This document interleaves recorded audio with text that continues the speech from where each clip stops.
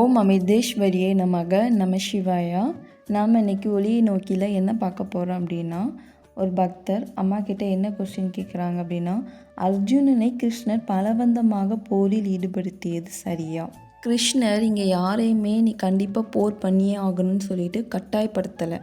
ஆனால் அவருக்கு அர்ஜுனனுக்கு உண்மையை புரிய வச்சார். ஸோ இதில் அம்மா என்ன சொல்கிறாங்க அப்படின்னா, தர்மம் அதர்மம் இவற்றின் பொருளை புரிந்து கொண்டு வாழுமாறு பகவான் கூறினார். தர்மத்தை காப்பதற்காக வேறு வழி ஏதும் இல்லாத போது போர் செய்தாவது தர்மத்தை காக்க வேண்டும் என்று அவர் கற்பித்தார். அதே சமயம் முன்பின் யோசிக்காது செயல்படுவது அவரது வழியல்ல.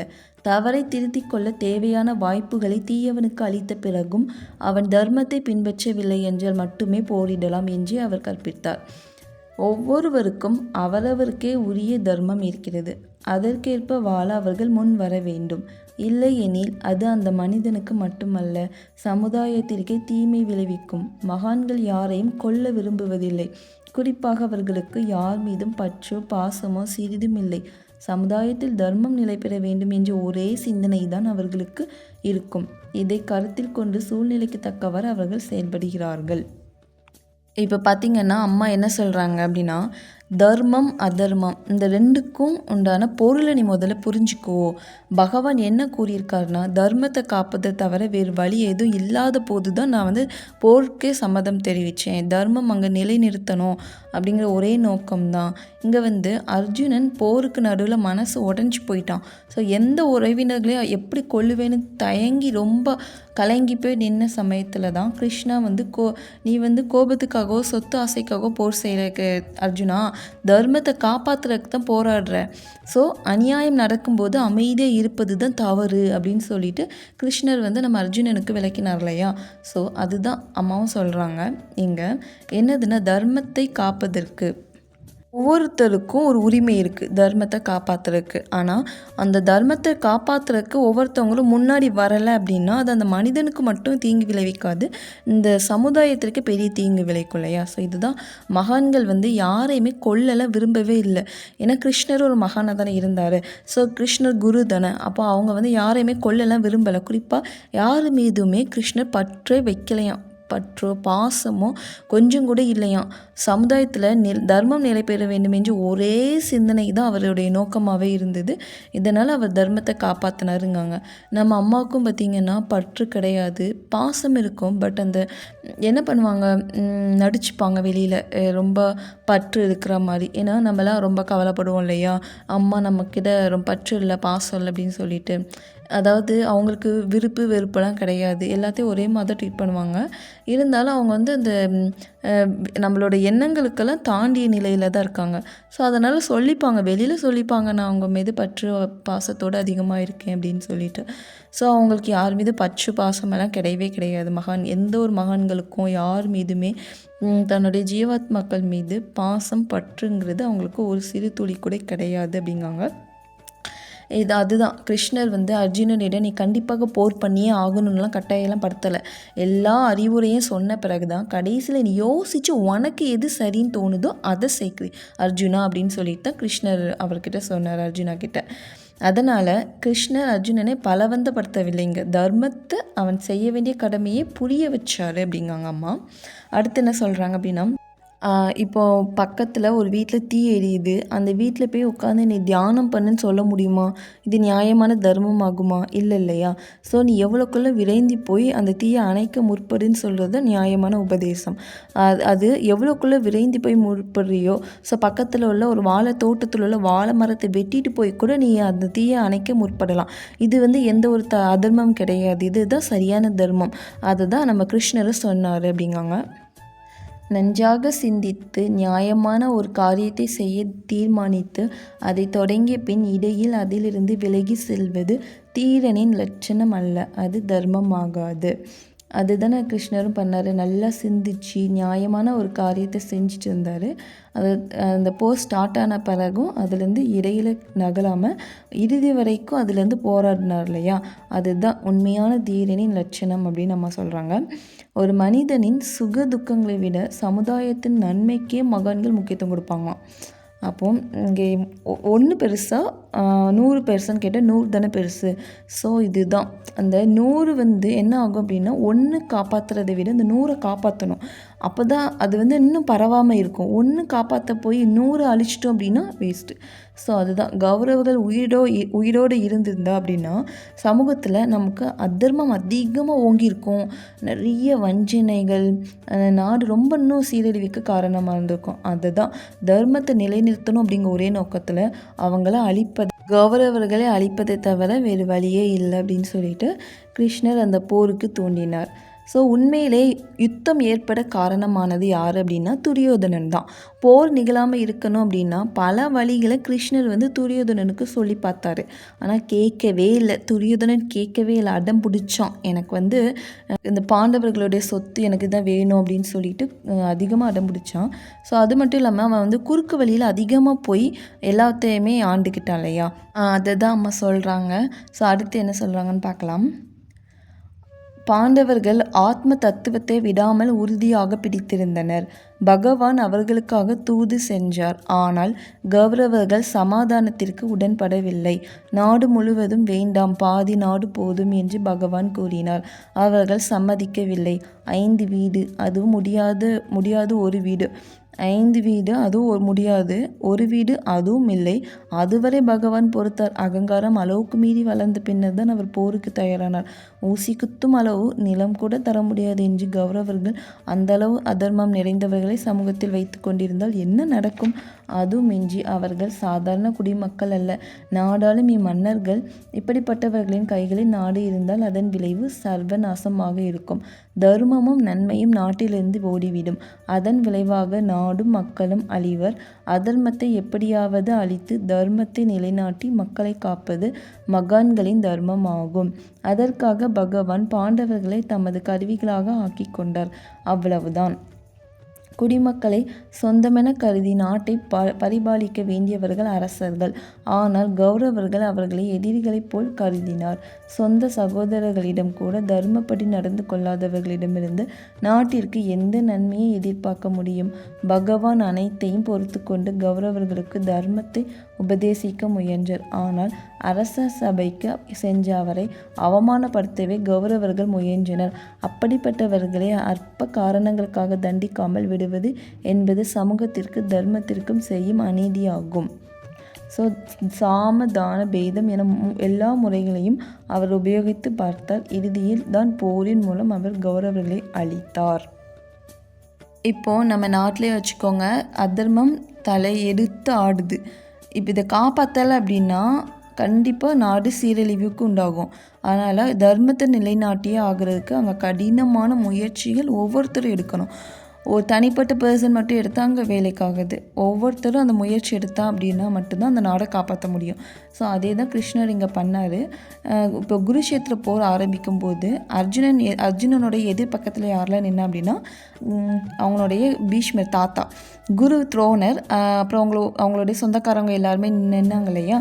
ஸோ இதனால் பார்த்து அவனுக்கு ரொம்ப மனசு கஷ்டமாயிட்டு, மனசு உடஞ்சி போய் இப்போ எப்படி இவங்களை எதிர்த்து நான் போராட முடியும்? இவங்க செத்த எனக்கு அந்த நாடு வந்துச்சுன்னா அதை வச்சு நான் ஆள முடியுமா கிருஷ்ணா அப்படின்னு சொல்லிட்டு ரொம்ப வருத்தப்பட்டுட்டு நின்னான். அப்போ கிருஷ்ணா என்ன சொன்னான் அப்படின்னா, அர்ஜுனா, நீ தனிப்பட்ட பாசத்துக்காக நீ ஏங்கி தவிக்காத, யோசிக்காத. இங்கே அநியாயம் நிறைய நடந்திருக்கு. உன்னோட கடமை தர்மத்தை காப்பாற்றுறது தான், அதர்மத்தை அழிக்கணும், சரியா? ஸோ உன்னோட கடமை. நீ ஆசைக்காக போராடலை அர்ஜுனா, நீதிக்காக போராடுறன்னு நினச்சிக்கோ அப்படின்னு சொன்னேன்னு. அர்ஜுனன் வந்து ஆரம்பத்தில் நான் போராட மாட்டேன்னு தான் சொன்னான். ஆனால் அதுக்கப்புறம் கிருஷ்ணர் சொன்னதுக்காக திட்டலாம் இல்லை, அந்த மாதிரி எடுத்து சொன்னதுனால அவன் புரிஞ்சுக்கிட்டான். ஸோ புரிஞ்சுக்கிட்டானா அவன் போர் தொடுக்க ஆரம்பித்தான். அது வந்து அவனுக்கு ஒரு வாழ்க்கை கடமை, ஆன்ம தர்மம் எல்லாவற்றையுமே புரிய வச்சதுனால அர்ஜுனா வந்து எல்லாத்தையும் சொல்கிறத கேட்டுட்டு அந்த போருக்கு சம்மதம் தெரிவித்து போர் தொடுத்தான் இல்லையா. ஸோ இதுதான் அம்மா சொல்கிறாங்க.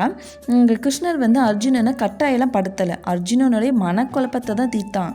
ஆனால் பாசத்துக்காக தர்மத்தை விட்டு விடக்கூடாது இல்லையா.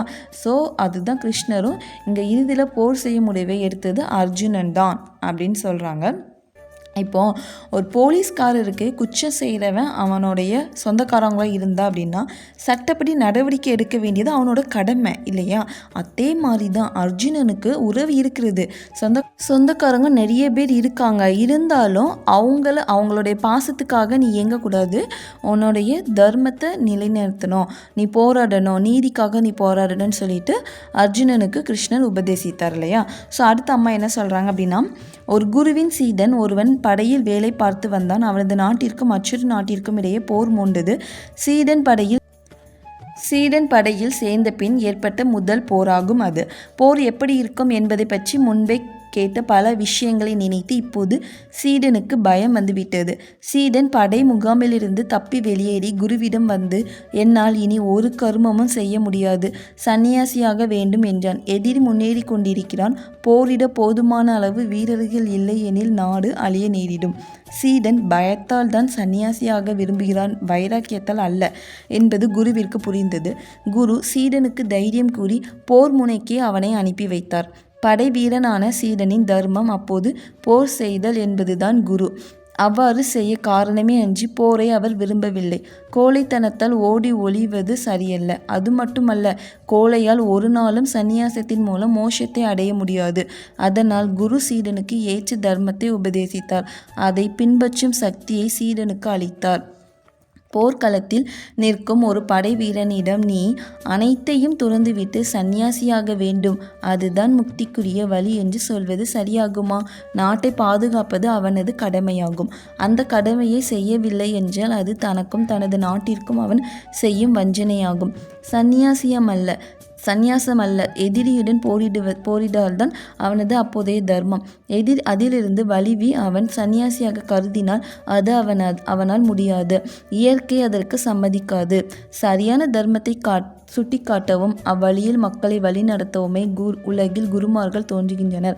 படைவீரன் அவனது தர்மத்தை பின்பற்றவில்லை என்றால் நாட்டிற்கு ஆபத்து ஏற்படும், மக்கள் கஷ்டப்படுவார்கள்.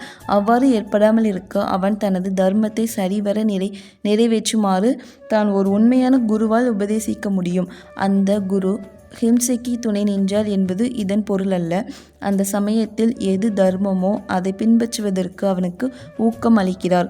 அதனால் சூழ்நிலையை புரிந்து கொண்டு அதற்கேற்ப மகான்களின் வார்த்தைகளையும் செயல்களையும் மதிப்பீடு செய்ய வேண்டும். அதாவது ஒரு குருவுக்கு ஒரு சீடன் இருந்தான். அவன் படையில் வேலை பார்த்துட்டு வந்தான். அவனுடைய நாட்டுக்கும் மற்றொரு நாட்டுக்கும் போர் வந்தது. ஸோ அவன் பார்த்த முதல் போரை இதுதான். அப்போ இதுக்கு முன்னாடி நடந்த போரை பற்றி நிறைய பேர் சொல்லும்போது அவன் கொஞ்சம் பயந்துக்கிறான். போர்னாவே அவனுக்கு கொஞ்சம் பயம் வந்துருச்சு. அதனால் அந்த போர்லேருந்து எப்படியாவது தப்பிச்சு வெளியே போயிடணும் அப்படின்னு சொல்லிட்டு அந்த சீடன் என்ன பண்ணுறான், அந்த படை முகாமிலேருந்து தப்பி வெளியேறி குரு கிட்ட போகிறான். குரு கிட்ட போய், இனி என்னால் ஒரு கர்மமும் செய்ய முடியாது குருவே, நான் சன்னியாசி ஆகணும் அப்படின்னு சொல்லிட்டு குரு கிட்ட போய் நிற்கிறான். அப்போ என்னோடய எதிரி அதிகமாயிட்டே இருக்காங்க, அப்போ என்னோடய படை வீரர்கள் கொஞ்சம் குறைவாக தான் இருக்காங்க, இதனால் நாடு சீக்கிரமாகவே அழிய நேரிடும் அப்படின்னு சொல்லிட்டு ஒரு பயத்தால் போய் நிற்க முடியல. குரு கண்டுபிடிச்சிட்டாரு, நீ சன்னியாசியம் ஆகுறது ஒரு பயத்தினால தான் சன்னியாசி ஆகணும் அப்படின்னு நினைக்கிற, நீ போருக்கு பயந்துக்கிற, அதனால் உனக்கு வைராக்கியெல்லாம் இல்லை, சன்னியாசி ஆகணும் அப்படிங்கிறதுல உனக்கு வைராக்கியம் இல்லை அப்படின்னு சொல்லிட்டு குரு புரிஞ்சுக்கிட்டு அந்த போர் முனைக்கே அனுப்பி வைக்கிறாரு. அப்போது இதுலேருந்து என்ன தெரியுது அப்படின்னா, அவன் சன்னியாசி ஆகிறது ஒரு வைராக்கியத்தினால வரலை. அவன் அவனுடைய தர்மத்திலேருந்து மீண்டு வெளியே ஒரு கோழைத்தனத்தினால வருது அப்படிங்கிறது குருவுக்கு நல்லாவே புரிஞ்சதுனால குரு நிறையா தைரியத்துக்குரிய அவனை திருப்பி இந்த போர் முனைக்கே அனுப்பி வைக்கிறாரு. அப்போ அந்த சீடன் பயந்துக்கிறாரு, போர்னா இப்படி தான் இருக்கும் அப்படின்னு சொல்லிட்டு அவனுடைய கடமையிலேருந்து பின்வாங்குறாரு. ஸோ அந்த குரு அவனுடைய கடமையை நீ செஞ்சு தான் ஆகணும், இதுதான் ஒரு தர்மத்தை நீ காப்பாற்றணும், கண்டிப்பாக அதுலேருந்து பின்வாங்கக்கூடாது அப்படின்னு சொல்லிட்டு நிறைய உபதேசம் பண்ணி அந்த போர் முனைக்கு அனுப்பி வைக்கிறாரு. ஸோ இதுலேருந்து குரு சீடனுக்கு ஏற்ற தர்மத்தை உபதேசித்தார் இல்லையா? ஸோ இதை பின்பற்றுற சக்தி சீடனுக்கு உண்டு. சீடனுக்கு அளிக்கிறதுனால சீடன் ஃபாலோ பண்ணுறான். அதே தான் இப்போது ஒரு குரு கிட்ட வந்தோம் அப்படின்னா அவங்க குரு பக்தியை மட்டும் சொல்லிக் கொடுக்க மாட்டாங்க, பக்தி செய்ய மட்டும் சொல்ல மாட்டாங்க. அவங்களுக்குள்ளே இருக்கிற சீடனுக்குள்ளே இருக்கிற தவறான பழக்க வழக்கம், கோபம், அகங்காரம், ஆசை, இது எல்லாமே சரி செய்ய முயற்சி பண்ணுவாங்க. இப்போது நம்ம அம்மா கிட்ட போகிறோம், நம்ம அம்மா கிட்ட போய் எவ்வளோ விஷயங்கள்ல மாறி இருக்கோம். நம்மளுடைய ஆன்மாவை சுத்தப்படுத்துகிறாங்க, நம்மளுடைய கர்மாவை கழிக்கிறாங்க, நம்ம உடம்புல ஏதாட்டு நோய் இருந்தால் அது நீங்குது அம்மா கிட்ட போனால். நம்ம ஃபுல்லாகவே டோட்டலாக சேஞ்ச் ஆகிறோம் இல்லையா? இதுக்கு காரணம் குரு தான். குருவை போய் கட்டி பிடிச்சி அவங்க நம்மளுடைய எண்ணங்களை தூய்மைப்படுத்துகிறாங்க. எல்லாமே நம்மளே மாறிடும், புதுசாக ஃப்ரெஷ்ஷாக ஆகிடும்.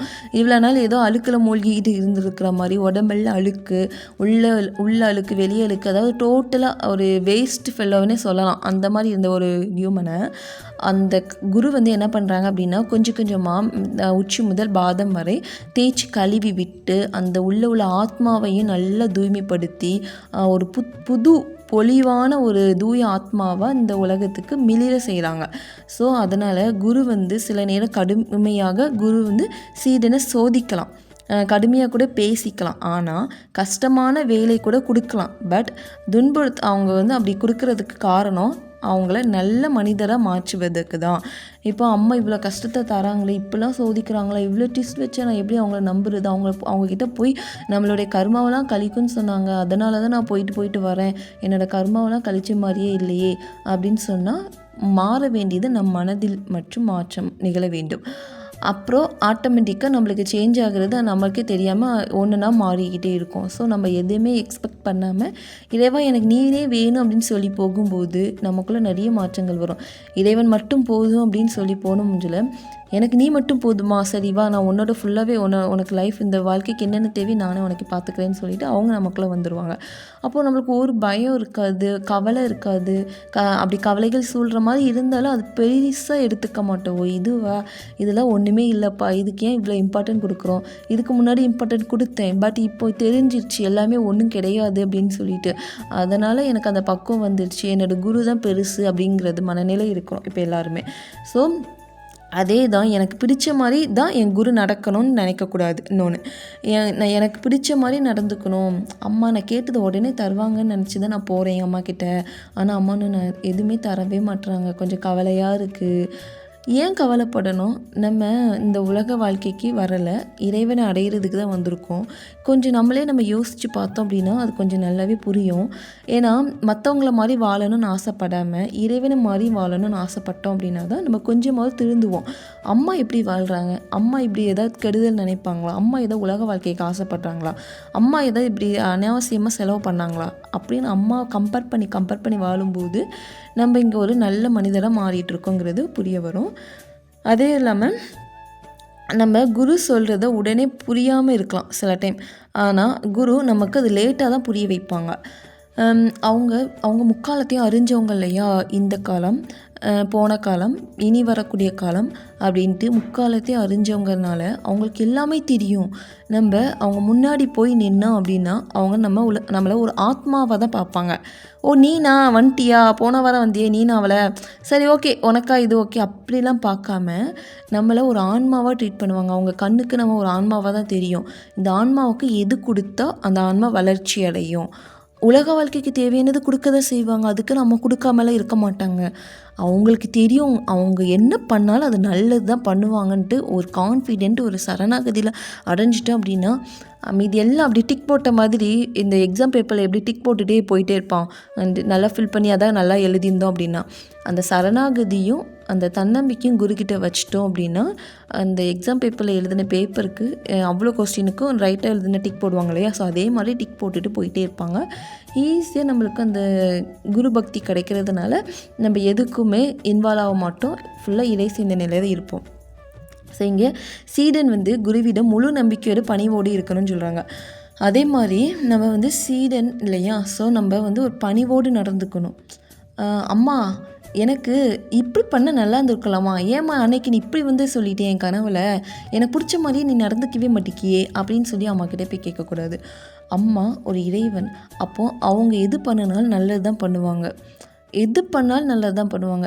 இப்போ நம்ம வாழ்க்கையில் ஏதோ ஒரு விஷயங்கள் நடக்குது, கெட்டதாகவே நடக்குதுன்னு வச்சுக்கோங்க, அது மூலமாக நிறைய கர்மாவை கழிப்பாங்க. இல்லை நமக்கு நிறைய வாழ்க்கைக்கு தேவையான புரிதலை கொண்டு வருவாங்க. இப்போது அம்மா கிட்ட யாரெல்லாம் சரணாகதி அடைஞ்சாங்களோ அவங்கள நல்லா நோட் பண்ணி பாருங்கள். ஒவ்வொரு நாள் டெஸ்ட்டு, அது நிமிஷம் வச்சு கொள்ளுவாம்மா.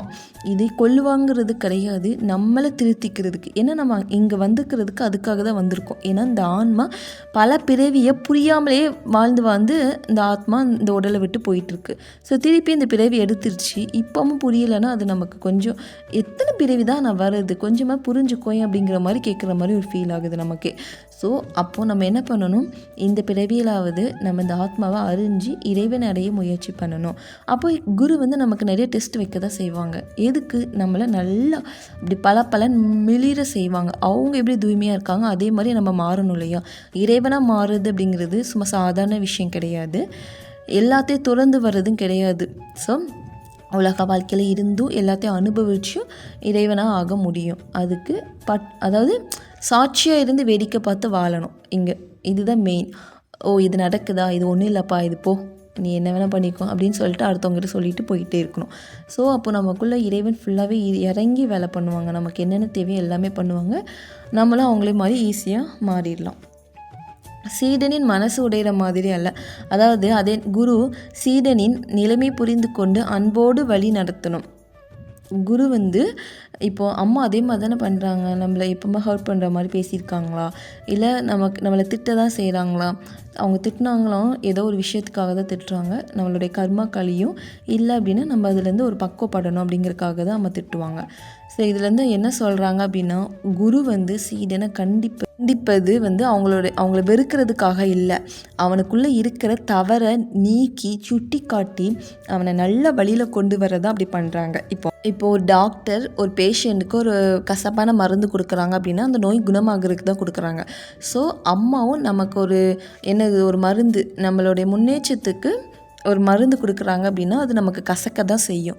ஸோ அது நமக்கு நல்லது தான் அப்படிங்கிறத நம்ம புரிஞ்சுக்கணும். ஸோ இது அடுத்து என்ன சொல்கிறாங்கன்னு பார்க்கலாம். மேலே குறிப்பிட்ட சீடனின் நிலையிலிருந்து சிறிதும் மாறுபட்டதல்ல அர்ஜுனனின் நிலை. சீடன் பயத்தால் போர்க்களத்தை விட்டு ஓடினான் என்றால் அர்ஜுனன் பாசத்தால் பின்வாங்கினான். எதிரிகள் பக்கம் நின்ற உறவினர்கள் மற்றும் பெரியவர்கள் மீது கொண்ட பாசத்தால் தான் சந்நியாசியாக வேண்டும் என்று அவன் விரும்பினான். அந்த சமயத்தில் அர்ஜுனனின் தர்மம் சந்நியாசமல்ல, யுத்தமாகும். நிலையானது எது, நிலையற்றவை எவை என அறிந்த விவேகத்தால் அவன் சந்நியாசியாக ஆக ஆசைப்படவில்லை. உறவினர்கள் மீது கொண்ட பாசமே இதன் காரணம்.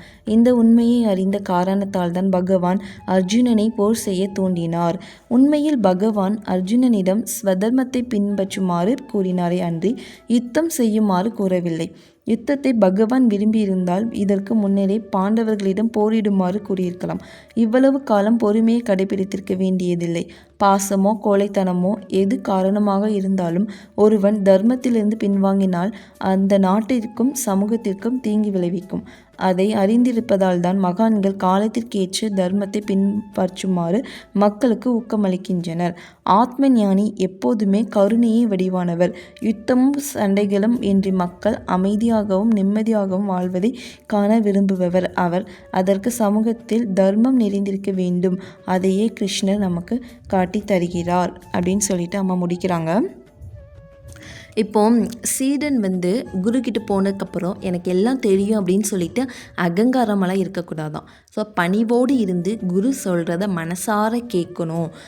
குரு நமக்கு நிறைய டெஸ்ட் வைப்பாங்க, சோதிப்பாங்க. குரு நடிப்பாங்க, கனவுல ஒன்று சொல்லியிருப்பாங்க, நேரில் ஒன்று கேட்பாங்க. இல்லை அப்படின்னா அவங்க ஏற்கனவே ஒன்று சொல்லியிருப்பாங்க, திருப்பி ஒன்று கேட்பாங்க. சில கஷ்டமான வேலைகள் கூட கொடுக்கலாம்.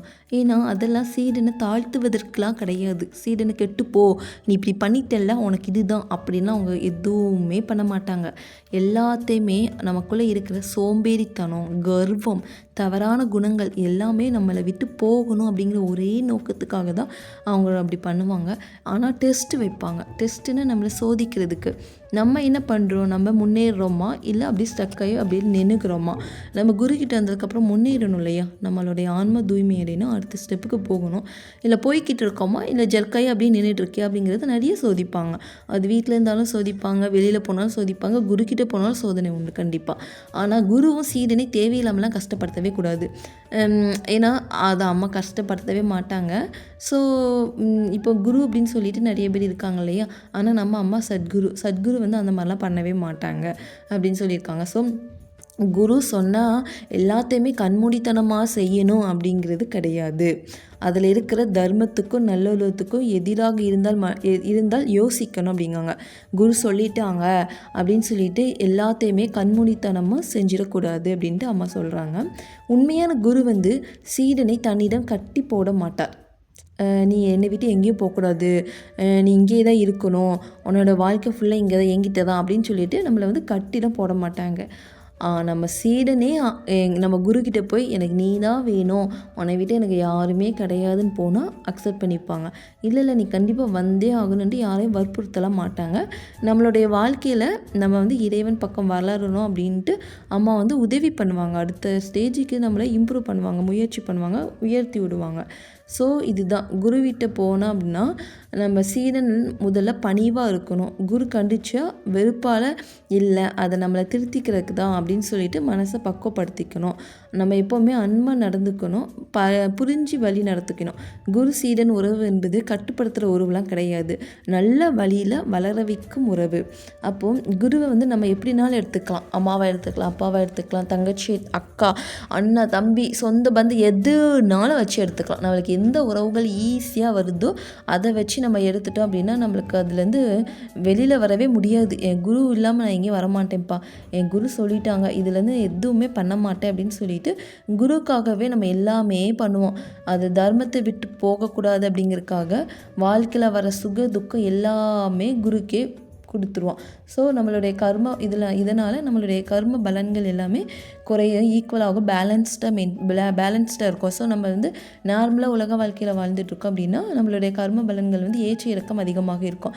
நல்லது செஞ்சு நிறைய கர்ம பலன்கள் இருக்கும், திருப்பி பூமிக்கு வர வேண்டியது இருக்கும். ஆனால் குருக்கிட்ட இருக்கும் அப்படின்னா அதை வந்து ஈக்குவலாக மெயின்டைன் பண்ணுவாங்க. ஸோ அதனால் நம்மளுக்கு தான் நல்லது அப்படின்னு சொல்லிட்டு அம்மா முடிக்கிறாங்க. ஓகே, அடுத்த வீடியோவில் நம்ம இன்னொரு கேள்வி பதிலோடு சந்திப்போம். ஓம் அமிர்தேஸ்வரியே நமக, நம சிவாயா.